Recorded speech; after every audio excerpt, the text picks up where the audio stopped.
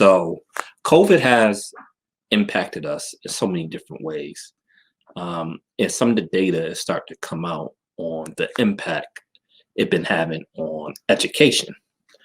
Now, there's reports that Black, Hispanics, and poorer students are suffering due to remote learning. Now, this is not surprising at all because whenever there's a crisis, vulnerable populations always get hit harder. It was like that in the 2008 recession. The recession hit Black communities a lot harder.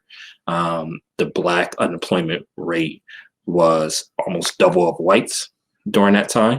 So this is a theme that we have seen throughout history over and over and over again.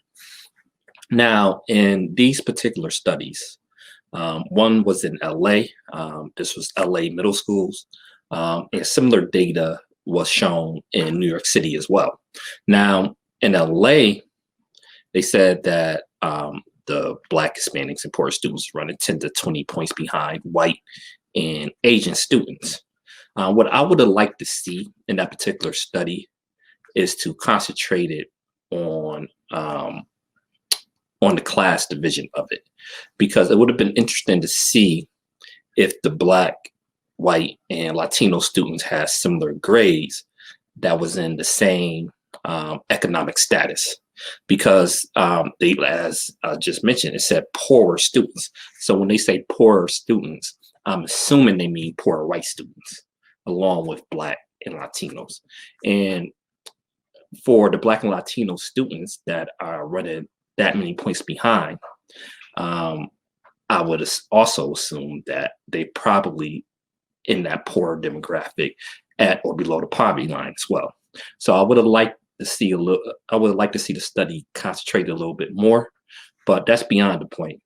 Why is this such a big deal, and why does this happen?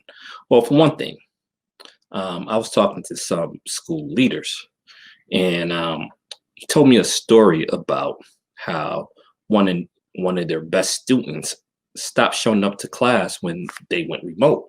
And one of the reasons is they was embarrassed about their background.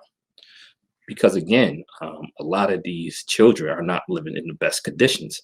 So it could be embarrassing seeing the conditions at their house if you don't take account for that. So one of the things you can do is have background blockers. You can do that and put it on the back of the chair. But again, that costs money. Not everybody is doing that. Not everybody have a proper place to actually learn remotely or actually write and have their books. Some people's doing it on their kitchen table. Some people are doing on in the living room on a coffee table. Some of the more progressive schools are actually letting the children have their desks and chairs at their house, which, you know, make things a little bit easier, have a little station where they can work. But for poorer students, all this is going to be a challenge. So that will take into account why this is happening. And not enough schools are thinking proactively. And granted, this is a tough situation because this is new for everyone, but we have to do what we can to ensure that our students are getting the best education. And that's just one example of how COVID have impacted the society as a whole and how people are getting left behind while these politicians is out here debating about nonsense.